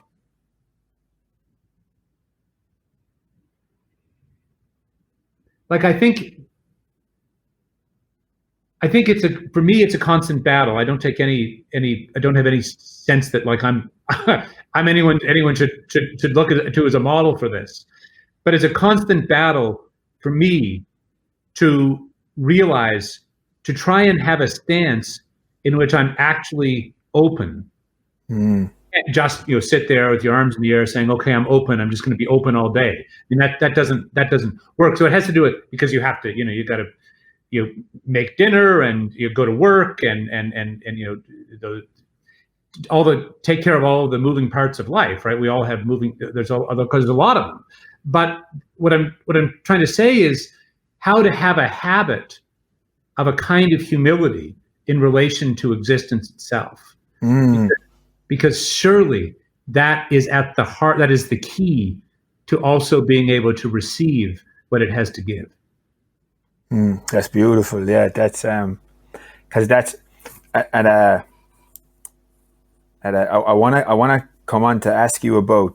There's a few key words that I've heard you use quite a lot in your own interviews, and they resonate because I've read them throughout literature, throughout some people that I look up to quite a lot intellectually. Like one in particular there's an essay called "The World as I See It" by Albert Einstein, and the words like you've used words like truth and goodness and beauty, and we could add in maybe like love and kinship and friendship, like these words that attempt to encapsulate a particular set. When they're words, I think that it's an attempt to try and use to try and encapsulate,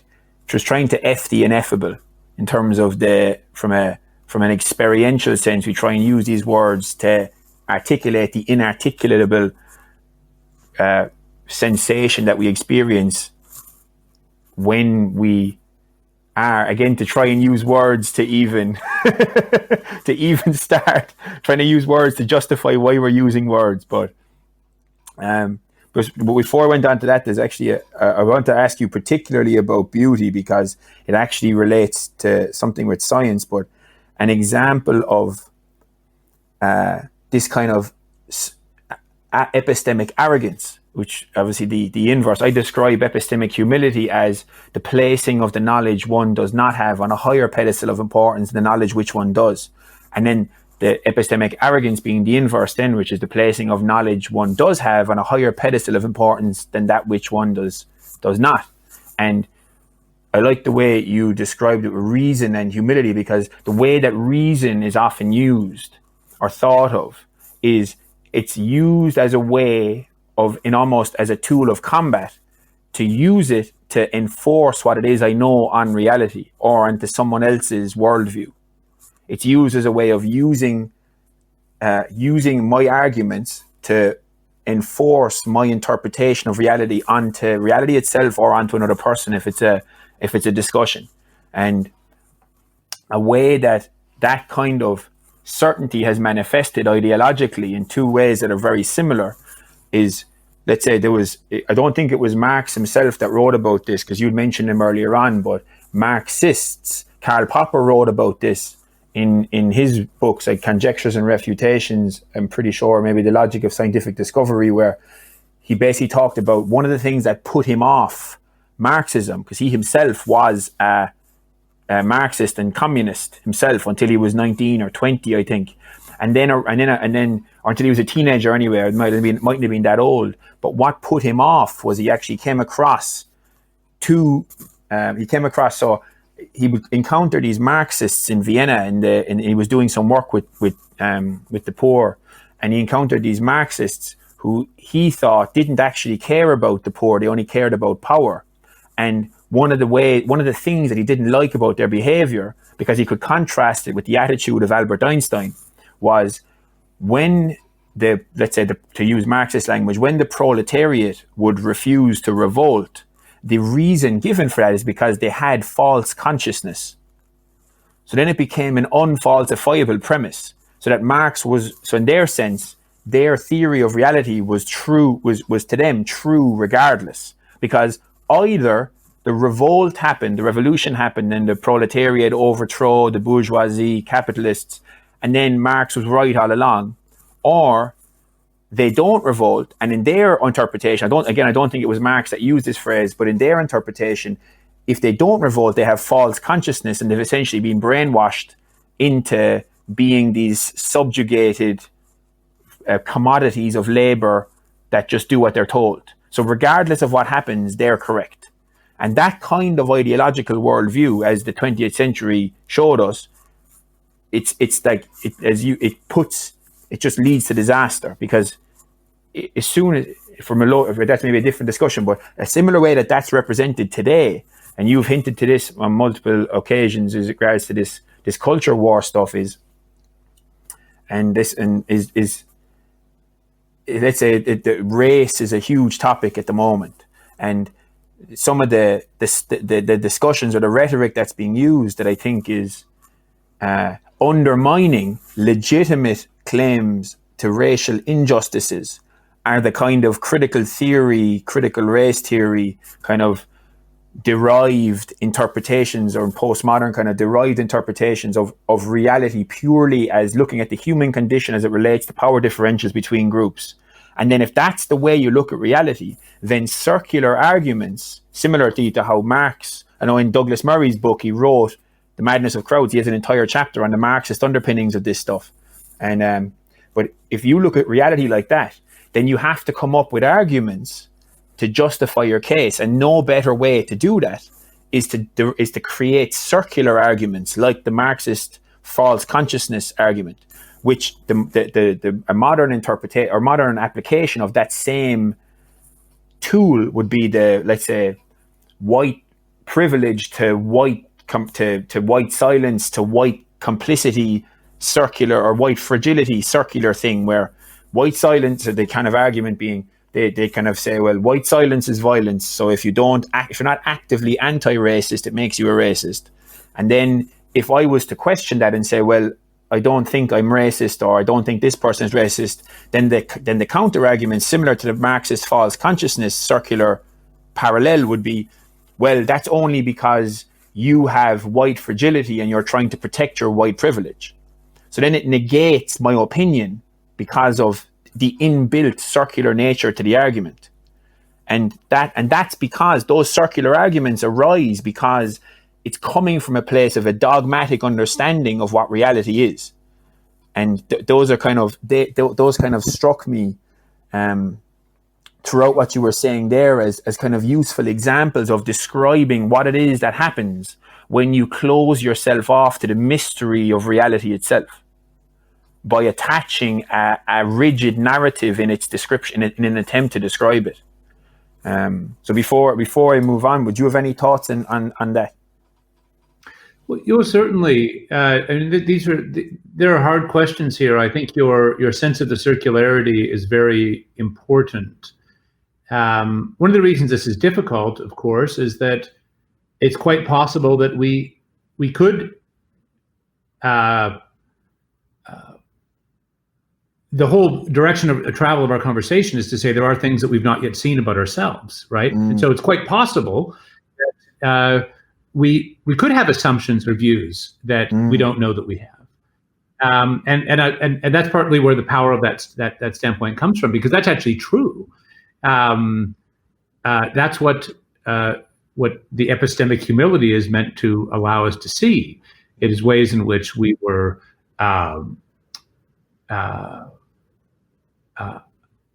unconsciously living in the world. And so I actually think that's quite an important thing. And I think, frankly, it behooves us all to. I mean, this is frankly what the tradition of confession and the Christian tradition and the other traditions have different forms of penitence and humility and acknowledgement of wrongdoing, and not only once for all, but on a habitual cyclical pattern, because it's something we always need to continue to do. But that's what it was for, right? It was to say, sort of daily confession, whether you're praying to God or just thinking about it on your own in a walk through the woods, or you're in your way to the grocery store, is precisely to come to a sense of what you perhaps have not been seeing about yourself. That is therefore you're living. You're not seeing it is bringing you to live in a less coherent way in relation to reality than you could, and it can do little or sometimes great harm. So I think the first thing I would say is that there is meant to be an ever deepening knowledge of self and world. That's the whole point of human existence, in a way, right? And so let's not say that it isn't. And let's also say that we ought to. Part of that is coming to terms with ways in which we either hurt others unknowingly or are part of hurting others unknowingly. And so, and I think that no reasonable person should for a second suggest that we ought not to have as a principle the fullest realization of human individuals and of the dignity that is inherent to them, and to be aware of the ways in which there are barriers to that are diverse and multifaceted. And some of them are rooted in history, some of them are rooted in contemporary circumstances of various kinds. So all of that, I think, I just think it's, all of that I just think is true. Where you end up in trouble is when the principle itself is denied. So if the principle is one in which human beings have an innate, you might say, infinite dignity, then there's no way of affirming that while you also deny it. And so what I'm trying to say here is that you can't. Let's back up a second and say you can't criticize something for being unjust, for example, without having a conception of what justice would be. Mm-hmm. So it depends on an ideal. Every criticism depends on it. You can't say this is crooked without a vision of what is straight. You can't say that this is wrong without recourse to an idea of what would be right. And so one of the problems I think we have at present is that many of these forms of criticism deny the very ideals their criticisms depend upon. And so I think we damn well ought to be having conversations about what justice is. It's one of the fucking points of the whole of human thought, right? What is justice? That's a deep, fundamental question. And if we're not asking it, we're not being human beings in a full sense. It's also true that the ideals we come to grapple with in justice must be themselves implemented justly. And it is simply not coherent with justice to punish someone for a wrong she or he did not commit. And that's true at every level. That's true as we interpret the horizon of what a victim is and also what a perpetrator is. And one of the ways in which the group identity analysis is very problematic is that it wishes to deny the integrity of human agency, as if somehow you're responsible for something you didn't do, or you can be forgiven for something you did do. And I think all of that very significantly travesties what justice really is. So let's think about this in a slightly different way for just a second. There's this language now of being woke, and I know that it is used in a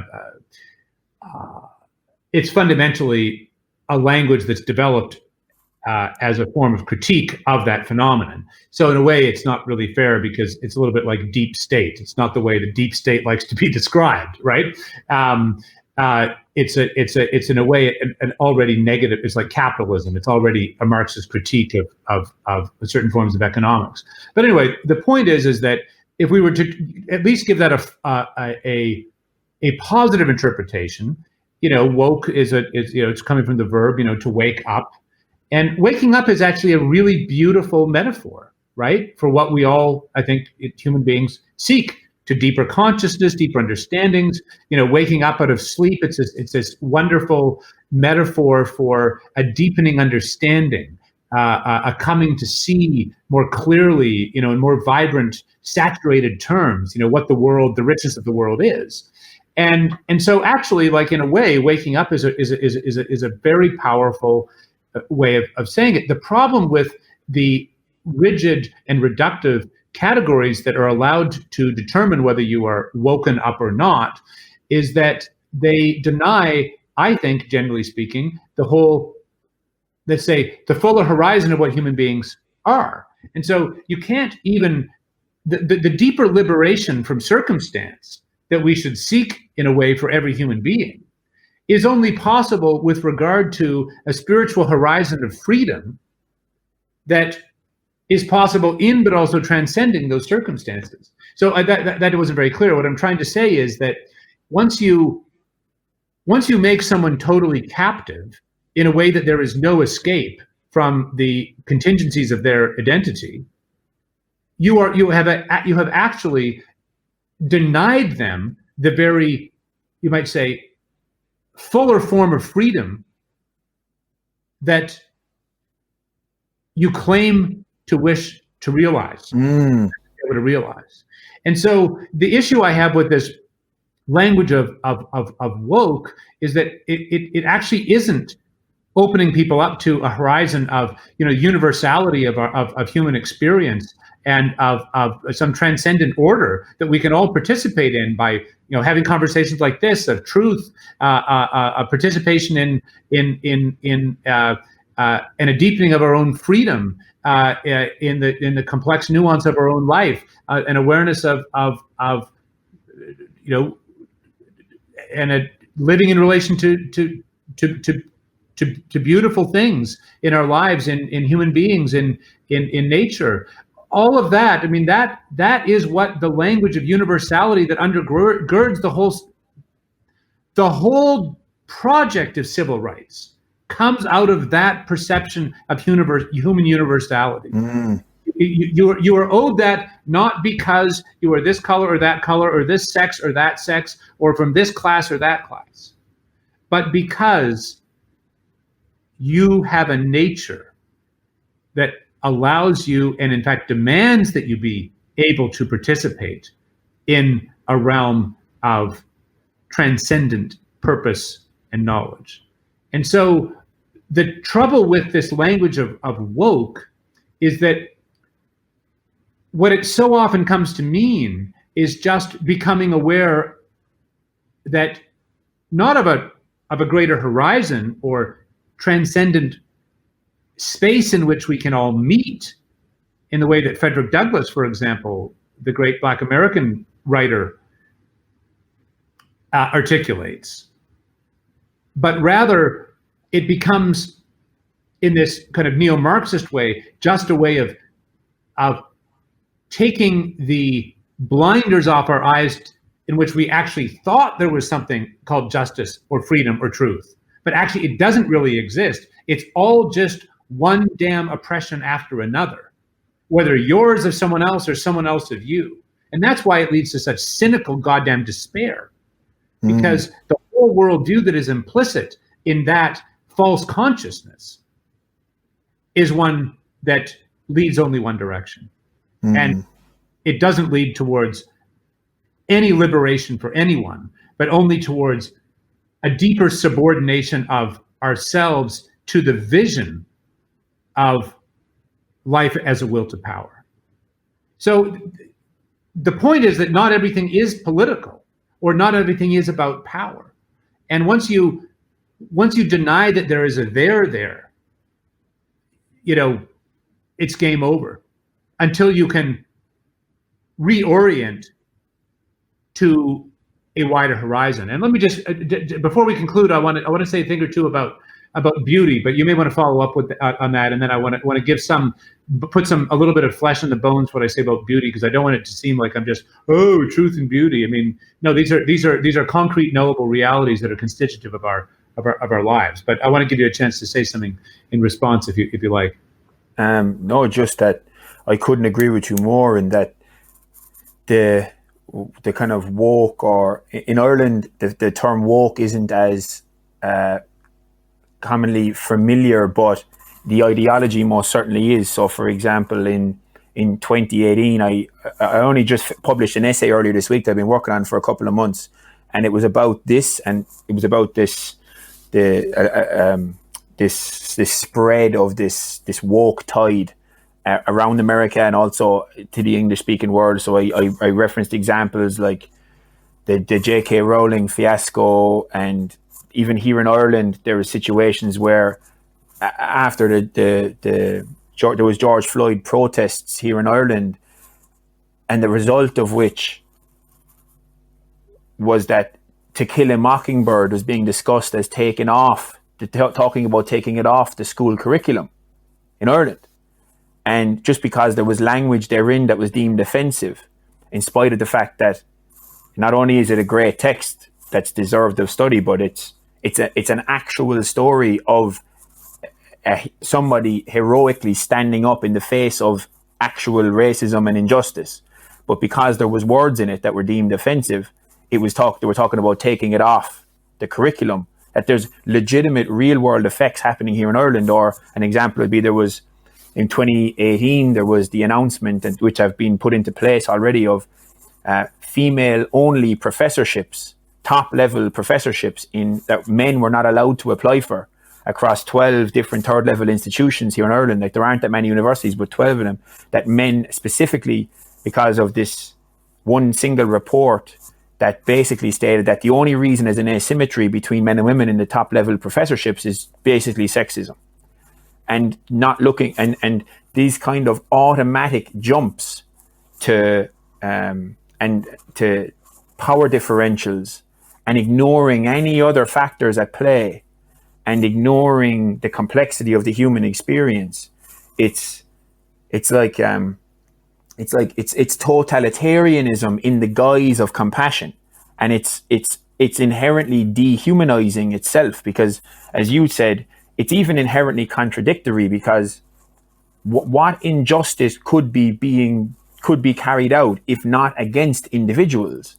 So then it's individuals that we're talking about, but in their sense it's not, it's groups. So there aren't individuals, there are only groups, and then it gets even more incalculable, where they start talking about these intersectional power dynamics and interlocking matrices of oppression and all these different, and it just becomes this toxic race to the bottom of who has the most oppression points, rather than, which is just, it's almost like Alexander Solzhenitsyn wrote about in in the Gulag Archipelago, where the prosecutors themselves end up in the gulags because they end up being deemed to be the oppressors in a society, or they have too much power, and it's just this race to the bottom of who's the most oppressed, and it's such an utterly toxic way of viewing reality. I think what we need to say, well, we need to start any question about justice or injustice by asking what it is. What is justice? There is no possible conversation about injustice possible without some sense of what justice and injustice are. And at some level, the insight that perhaps people from certain communities or demographics have been treated unjustly, if I would to steelman that argument, because I think there's just no question that it is true in many cases. The argument is that this person is being made to suffer for a wrong that he or she did not commit. And I think that's true in many cases. I mean, do you think that, that it should we consider it just that some people are living in through no fault of their own, children being raised in dysfunctional or abusive or starving or whatever? I mean, how could we consider that justice? It's not. It's a terrible tragedy. It's a terrible thing. But the very insight of that wrong, that this person is on them is being inflicted a situation that their own will did not create, that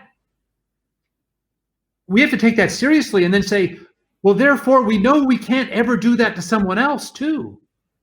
To then turn around and then say the principle of injustice is punishing whole groups. To punish individuals in groups for injustices he or she or they did not commit. I mean, that's simply to do the very thing we are lamenting was done. It's unjust. And so I think we need to encounter we need to ask these questions in a fully human discursive way. And woe be to the person who refuses to acknowledge that there is injustice, but it is only to perpetuate those very injustices, not to consistently apply and think about and really wrestle with what the principle means.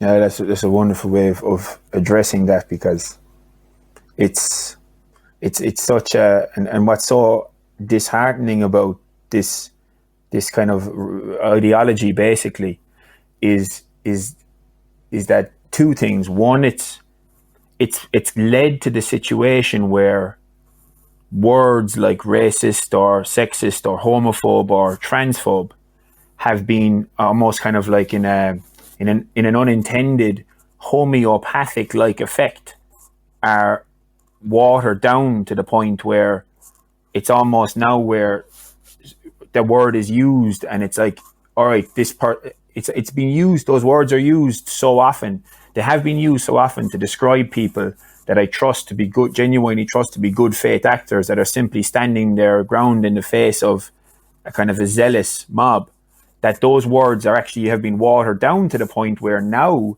they almost have come to indicate that someone has something interesting to say, which has taken away the were seemingly powerful words like racist, where now apparently white people are all racist whether they know it or not, and it just denigrates it denigrates the individual, it denigrates legitimate claims to oppression or to injustice, as you'd said, and it gets in the way of us being able to solve actual problems, because we can't, as I've heard you describe, we're stuck in this realm then of addressing we're missing out in being able to address the particular, what's going on in the particular, in the individual, at the expense of just these overgeneralizations.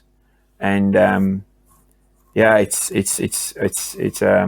something that it's a big issue with us at the moment. But just to finish, I suppose, on a positive note, you and the word beauty. So earlier on, we were talking about science, and something that scientists often have written about. Like an example would be Paul Dirac wrote an essay that I read during the summer that I used in this big piece that I'm writing, where he described this idea of this felt sense of when there's a particular idea that he was grappling with, where he generate, let's say in a Popperian sense, generate the conjecture and then attempt to falsify it and actually succeed in falsifying it so that the experiment wasn't predictive of the outcome that they thought they were going to do. To him, it was like that wasn't necessarily the end of the exploration if there was a sense of beauty about the thing that he was exploring. So if there was a sense of beauty about the thing he was exploring, that was an indication that it was worth persisting in spite of the repeated successful attempts to have been able to falsify their premises so far. So it's almost like it was to him an indicator that there's something to it. There's a beauty to this particular formulation, this particular idea about reality. There's a beauty to it. And Einstein would often, the way he'd write about science and in creativity was very similar in that it wasn't robotic he was trying to understand reality in a mechanistic manner, but not trying to do so in a mechanistic way, in terms of there was an elegance or a beauty to the ideas that he was exploring that kept him engaged and kept him working for so long to generate his ideas. And it's the same thing with someone like, and he himself, I don't think it's a coincidence, and that he was obsessed with music. Einstein was. I think even I read one of his essays where he said that he couldn't even imagine life without music. And it was the same with even other famous scientists like Richard Feynman was a musician. So Robert Oppenheimer, musician. These Nobel Prize winners in science, a disproportionate amount of them are engaged in the arts. Disproportionate amount are engaged in stage performance or music. So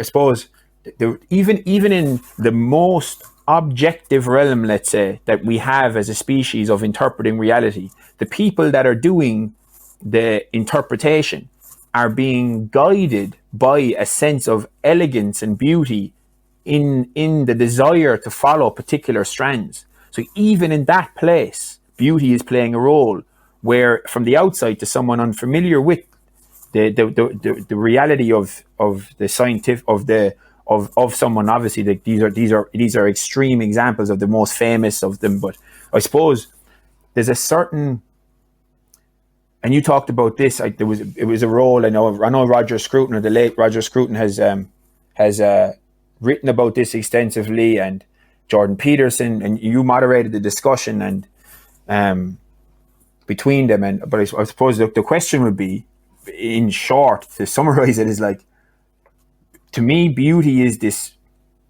It's trying to F the ineffable, and it's so weird.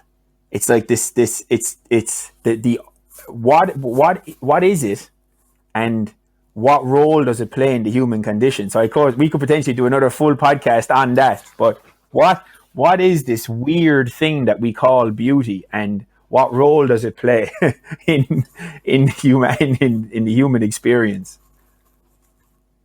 Gosh, well, I think you're right that we could spend a long time talking about that. Yeah. And I'm not a philosopher of aesthetics. Roger Scruton had many wonderful things to say about beauty. Let me just to say a few simple things, though. These are not, perhaps more sophisticated thinkers will tell me that this is not an adequate way of thinking about it. But I think when it comes to hard questions, you have to actually just think about them. And inevitably there is a sense with the beautiful in which it's a subjective experience, right? But that doesn't mean that beauty is simply in the eye of the beholder. It means the experience of beauty is a subjective phenomenon, but it doesn't mean that beauty is the beautiful does not exist independent of our acknowledgement of it. Just as truth, 2 + 2 = 4, that is true whether I believe it's true or not. It is absolutely no bearing, on what my thinking it is true or not true has no bearing on its truth. And there is, I think, a strong sense of that with the beautiful too. So we say, well, what is the beautiful? And as you start thinking about, what are the traits or aspects of something beautiful, one often finds one's talking about language of harmony or proportion, the relation of the parts, of symmetry, of recurrence of patterns in different ways. And so let me just give a couple of examples here, because I think this relates very directly to the meaning crisis, and it's maybe a good note for us to conclude on. There's a sense when you approach a great building. Let's take the Parthenon or other great Greek temples or wonderful, let's say, Gothic cathedrals, or any number of other buildings. And there's a sense in which you perceive this building on the horizon as you're walking towards it. And as you approach it, you get to see its unity, and there's a relationship between the walls and the roof and some concentric or cascading patterns, and those are in a relation that it's a whole. What you have with that is a holding of the parts in relation to the whole. And there's a wonderful thing that happens as you approach a building like that. And that is that you come to perceive yourself as a part within that whole. So you are yourself entering into the ordered relation of those parts in relation to a whole. The building, in a way, our experience of that kind of architecture is effecting the mediation of your own subjectivity, your own sense of your being a part in relation to a whole. And I think this is at the heart of the meaning crisis. That's what, we get contacted by many young people as in relation to Ralston College, who are seeking, to put it philosophically, a mediation of their own subjectivity. They're seeking to know meaning, their purpose, their truth. If meaning was something you could just invent, there wouldn't be a meaning crisis, right? Like print all the meaning you needed, like printing money. You're like, well, there, I found myself needing some meaning, so I just went out and made some. But actually, that's not how meaning works. Meaning is it's something you discover. Yes, it is experienced in yourself. Otherwise, it wouldn't be meaning. The self is the site of the experience. But what gives it gravitas, what grounds it, is that it is beyond you. It is knowing in you what is beyond you. And so let's put this a bit differently too. Let's think about music, because music is it's in some ways the highest of the arts. But something similar is going on in music. But it's even clearer, right? Because music is more obviously a temporal phenomenon. So if you think of a piece of music, and it builds and it grows and there's dissonance and there's this amazing suspended chord, and you're just longing to hear that chord resolve, right?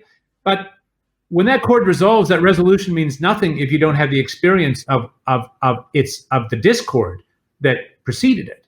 And if you just experience the chord at the end, like if you go to the end of the piece, you just play that chord, You think, well, so what? Like, what's the big deal? It's just a chord. But it's the experience that's being held in your own subjectivity. Like the music only exists in your own subjectivity, right? Like that's the thing. I mean, the experience of a piece of music, there is no, as it were, piece of music except for it's being heard precisely because it's a temporal phenomenon. That temporality is in your own consciousness. And so what I want to say is that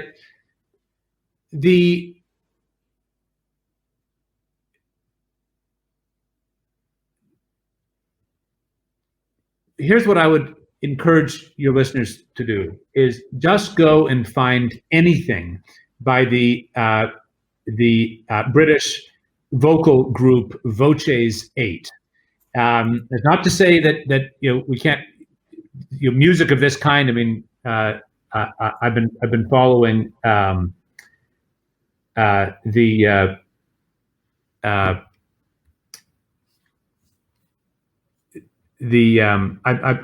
could say this about one could say what we're saying about music, what I want to say about Voces 8 about many other kinds of music too. I'm a big fan of the writing and the lyrics of Nick Cave, for example. And one can say this in a way about any kind of music, but it's very clear if you go and you listen to anything by Voces 8, they're just a stunningly wonderful group. And the thing is that when you listen with your headphones to Voces 8, you enter into the song. In a way, you become the song. And that is to say that what music is doing for you, I mean, you can listen to their settings of folk tunes or of 17th century polyphony. It doesn't matter.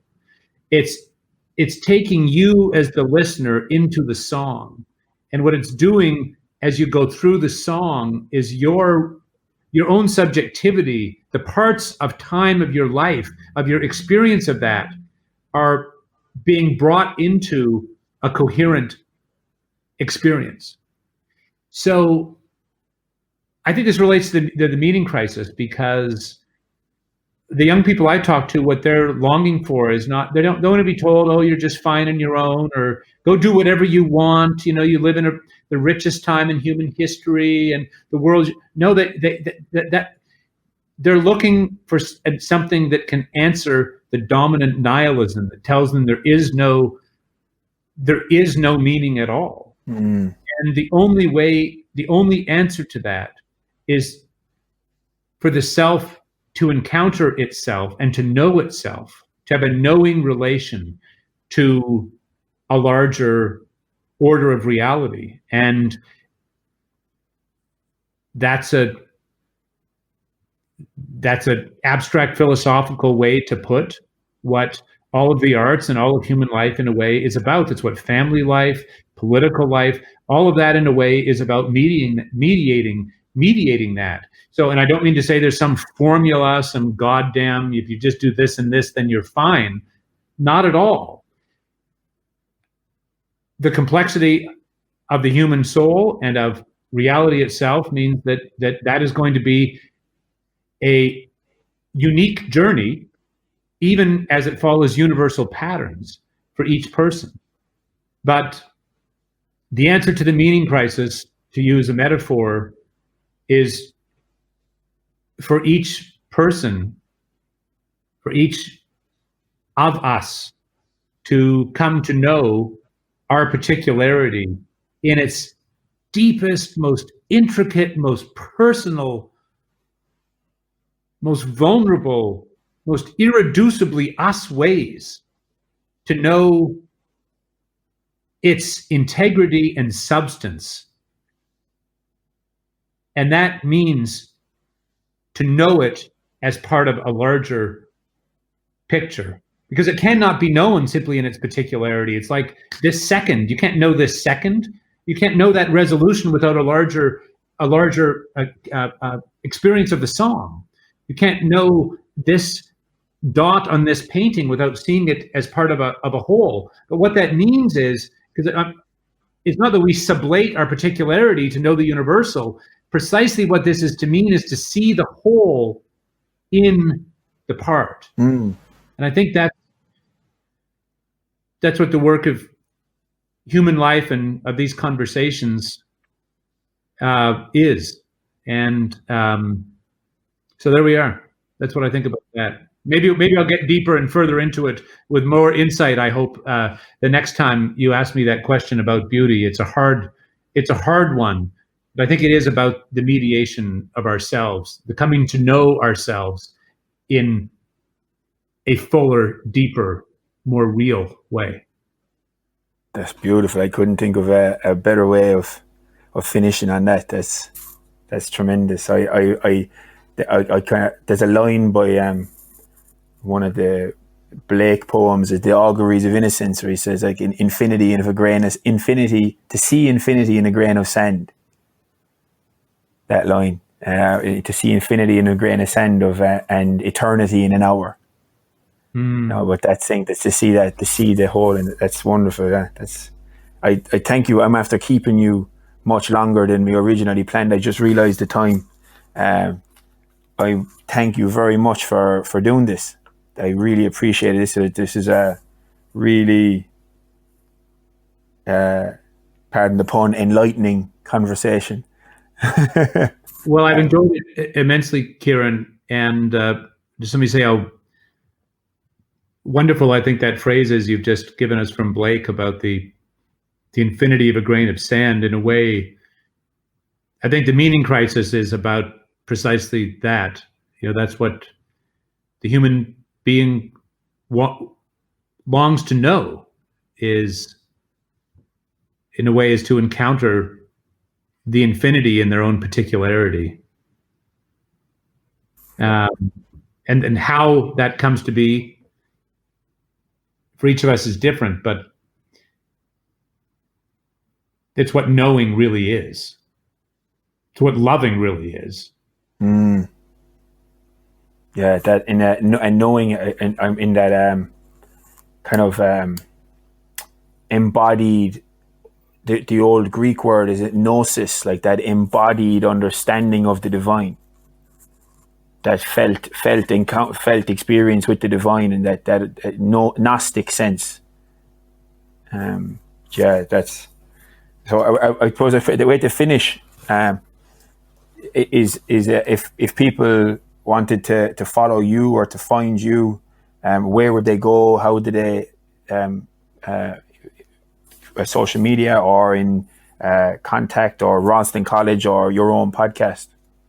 Well, let me say that I think there are many better things someone should do than follow me. Better things to read, better things to listen to. But insofar as what I'm about is of interest, and perhaps a part of a conversation that we're all about. The best way to find me is on the Ralston College podcast, and that's easily found online. I have a personal website which doesn't have a lot on there, but if you're interested in questions of the relation, these things we've been saying about music and the relation of time and eternity, my book on Boethius is a kind of meditation on those, on the ways in which our own subjectivity is a mediation of that. And the best thing about that book is that you'll have to read a much better book, Boethius's Consolation of Philosophy, and it's fine if you stop with that. But yeah, I welcome any and all interlocutors and conversations. Excellent. Well, thank you very much again, and genuinely can't thank you enough. I really enjoyed that, and we didn't even. I think I still had I think 3 or 4 questions that maybe each of them could make up full discussions in themselves. So we ended up getting a lot more out of that conversation. Out of the few topics that we covered, we went deep. So I'm delighted with what I learned from it, and I genuinely appreciate it. So thank you very much. I learned. This is this is a performative proof of the things we've been saying, that every part has the whole, has a relation to the whole. One of my mentors and teachers once said, a good answer to any real question would be enough. Oh man, there's yeah, I'm delighted with that. There's yeah, I would you be interested in doing this again sometime? Sure, I'd be pleased to have another chat. Brilliant. There's questions I wanted to go down the rabbit hole, and a number of other areas that I thought you would have interest in insights on, including why it is you chose Ivan Ilyich as the first book in that series. I wanted to talk about free will, evil. Oh my goodness! Yeah, you're just a font of impossible and unanswerable questions. Yeah. Well, we'll get to those next time. Brilliant. Excellent. I suppose I'll let you go. I'm after keeping you way longer than we planned, so I apologize for that. Not at all. It's been a real pleasure, and I look forward to our next. Excellent. Thank you very much, Steve. I appreciate it. Have a nice day.